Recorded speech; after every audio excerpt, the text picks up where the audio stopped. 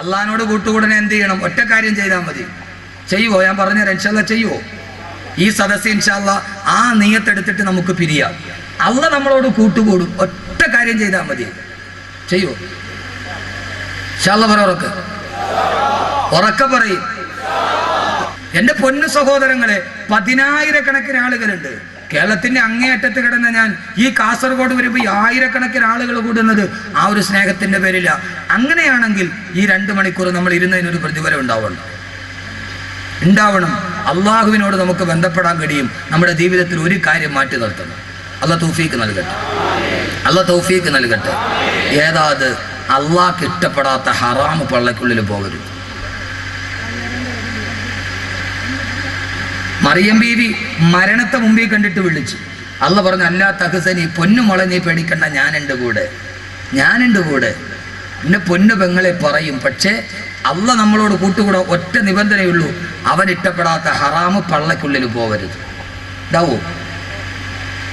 എന്തെന്ന് മാറി നിന്നുകൂടെ? സമ്പാദിക്കാൻ ഹറാമ് വേണ്ട സഹോദരങ്ങളെ, ഹലാല് മതി. ഹലാല് കൊണ്ട് കോടീശ്വരനാവും. ഹറാമ് തന്നെ വേണമെന്നില്ല. പള്ളക്കുള്ളിൽ ഒരു തുള്ളി പോയോ, ഒരു തുള്ളി രക്ഷപ്പെടില്ല. ബാക്കി 8 കൂട്ടുകാരെ ഇൻഷാല്ലാ നാളെ പറയാം. പ്രധാനപ്പെട്ട കൂട്ടുകാരാ അത്. അവരും പരലോകത്ത് എങ്ങനെയാ? ഫാൻസ് അസോസിയേഷനൊക്കെ നാളെ പരലോകത്ത് എന്താന്ന് ഞാൻ പറയാം. ഇൻഷാല്ലാ നാളെ വരും. അള്ളാഹു കബൂലാക്കട്ടെ. അള്ളാഹുമായിട്ട് കൂട്ടുകൂടാം.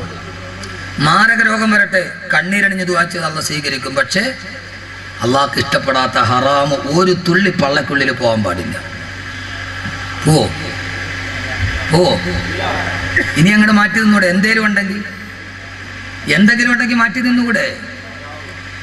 ബഹുമാനപ്പെട്ട സയ്യിദുനാ അബൂബക്കർ സിദ്ദീഖ് റളിയല്ലാഹു അൻഹു. ആരാ അബൂബക്കർ റളിയല്ലാഹു അൻഹു? വയറ് വല്ലാതെ വിശന്ന് വേദന കൊണ്ട് പിടയുകയാണ്. കടിക്കാനൊന്നുമില്ല, കുടിക്കാൻ വെള്ളമില്ല. വേദന കൊണ്ട് വിശന്ന് പിടയുമ്പോ അബൂബക്കർ റളിയല്ലാഹു അൻഹുവിന്റെ അടിമ മുമ്പിലൂടെ നടന്നുപോയി. അടിമയോട് ചോദിച്ചു, വിശക്കുന്നു, എന്തെങ്കിലും ഉണ്ടോ? അടിമ പറഞ്ഞു, എന്റെ കയ്യിൽ 2 കാരക്കയുണ്ട്, തരാം. വിശപ്പിന്റെ കാഠിന്യം കൊണ്ട് അടിമയുടെ കയ്യിലിരുന്ന 2 കാരക്ക എടുത്ത് തിന്നുപോയി. തിന്നു കഴിഞ്ഞപ്പോഴാണ് അബൂബക്കർ റളിയല്ലാഹു അൻഹു ചിന്തിച്ചത്, അല്ലാഹുവേ, വിശപ്പിന്റെ കാഠിന്യം കൊണ്ട് തിന്നുപോയി. ഇത് ഹലാലാണോ ഹറാമാണോ എന്ന് ചോദിച്ചില്ല. അടിമയോട് ചോദിച്ചു, അടിമയെ, ഇത് ഹറാമാണോ ഹലാലാണോ? അടിമ പറഞ്ഞു, ഞാനൊരു നാട്ടിലൂടെ പോയപ്പോ ആ നാട്ടിലെ ആളുകൾ കവടി നിരത്തിയിട്ട് ലക്ഷണം പറയാൻ പറഞ്ഞു. ഞാൻ കവടി നിരത്തി ലക്ഷണം പറഞ്ഞു കൊടുത്തു. അതിന് പ്രതിഫലമായി കിട്ടിയ പ്രതിഫലമാണിത്. സഹോദരങ്ങളെ, ഇസ്ലാമികപരമായിട്ടത് ഹറാമല്ലേ? അബൂബക്കർ റളിയല്ലാഹു അൻഹു ഞെട്ടിപ്പോയി. അല്ലാഹുവേ, ഹറാമ് കഴിച്ചല്ലോ അല്ലാ. ഒരു തുള്ളി പള്ളയിൽ പോയല്ലോ അല്ലാ. അബൂബക്കർ റളിയല്ലാഹു അൻഹു തന്റെ വിരലുകൾ തൊണ്ടക്കുടിയിലോട്ട് കുത്തിയിറക്കിയിട്ട് ഛർദിക്കാൻ തുടങ്ങി. ഛർദിച്ച് എല്ലാം വെളിയിലോട്ട് പോകുമ്പോ, എന്തിനാ കാസർഗോഡ് സഹോദരി വിശന്ന് വലഞ്ഞു നിന്നപ്പോ ഹറാമായ ഒരു കാരക്ക തിന്നതിന്റെ പേര് ഛർദിച്ച് അവസാനം രക്തം ഛർദിക്കാൻ തുടങ്ങി. സഹാബത്ത് പറയുകയാണ്, അബൂബക്കർ റളിയല്ലാഹു അൻഹു രക്തം ഛർദിച്ചു മരിച്ചു പോകുമോ എന്ന് ഞങ്ങൾ ഭയപ്പെട്ടു പോയി. ഛർദിച്ച് അവശനായി താഴെ കുത്തിയിരുന്നിട്ട് അബൂബക്കർ റളിയല്ലാഹു അൻഹു അല്ലാഹുവോട് ദുആ ചെയ്തു, അല്ലാഹുവേ, അറിയാതെ വിശപ്പിന്റെ കാഠിന്യം കൊണ്ട് ഒരൽപ്പം ഹറാമ് തിന്നുപോയി. കഴിയുന്നിടത്തോളം വെളിയിൽ ഛർദിച്ച് കളഞ്ഞിട്ടുണ്ട്. ഇനി അബൂബക്കറിന്റെ മജ്ജയിലോ മാംസത്തിലോ ഹറാമിന്റെ ഒരൽപ്പമെങ്ങാനും മലിഞ്ഞു ചേർന്ന അത് വെളിയിലോട്ട് കൊണ്ടുവരാൻ അബൂബക്കറിന് കഴിയില്ല. അല്ലാഹുവേ, എന്റെ രക്തത്തിൽ കലങ്ങിപ്പോയ ഹറാമ് കാരണത്താൽ നാളെ നീയുമായിട്ടുള്ള എന്റെ ബന്ധം നീ മുറിക്കല്ലേ അല്ലാ. എന്ത് കച്ചവടക്കാരായ പ്രിയപ്പെട്ട സഹോദര, എന്തിനാ ഒരു തുള്ളിക്കാരൊക്കെ നിന്നപ്പോ അത് തൊണ്ടക്കുടിയിൽ വിരലിട്ട് ഛർദിച്ച് കളഞ്ഞെങ്കിൽ അല്ലാഹ് ഇഷ്ടപ്പെടാത്ത ഹറാമത്ര ഉള്ളിൽ ചെന്നടാ. പടച്ചറബ് ബന്ധം മുറിക്കില്ലേ? പൊന്നുപെങ്ങളെ, ആരും അറിഞ്ഞില്ലെങ്കിലും അല്ലാഹനെ ഭയന്ന് ജീവിക്ക്. ഉമർ റളിയല്ലാഹു അൻഹു പാതിരാ സമയത്ത് മരുഭൂമിയിലൂടെ നടന്നു പോകുമ്പോ മദീന മുഴുവൻ സ്വച്ഛന്തമായി ഉറങ്ങുന്നു. ഒരു കുടിൽ നിന്ന് ഉമ്മയുടെയും മകളുടെയും സംസാരമാണ്. ഉമ്മ പറയുന്ന മോളെ പാലിലൽപ്പം വെള്ളം ചേർക്ക്.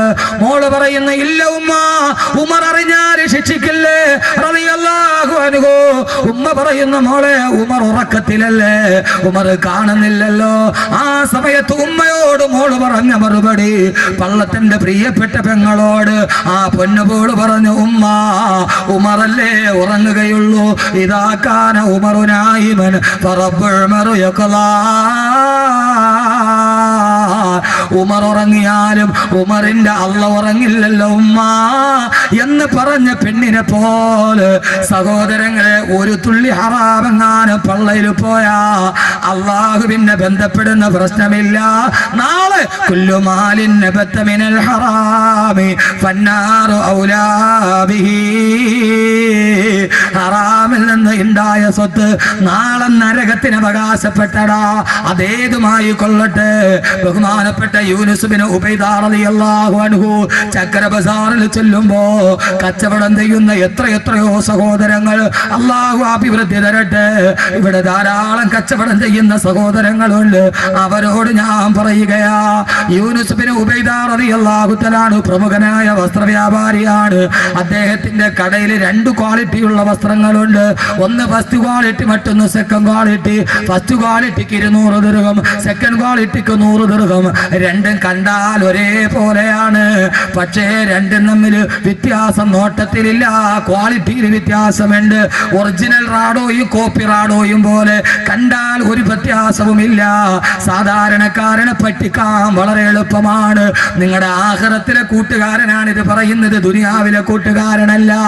യൂനുസ് ഉബൈദ റളിയല്ലാഹു അൻഹു സഹോദരനെ കടയിലിരുത്തിയിട്ട് പള്ളിയിൽ നിസ്കരിക്കാൻ പോയി. വിദേശിയായ ഒരാൾ കടയിൽ വന്നു. അയാൾക്ക് ഇഷ്ടപ്പെട്ടു സെക്കൻഡ് ക്വാളിറ്റി വസ്ത്രം. യൂനുസ് ഉബൈദയുടെ സഹോദരനോട് ചോദിച്ചു, എത്രയാ വില?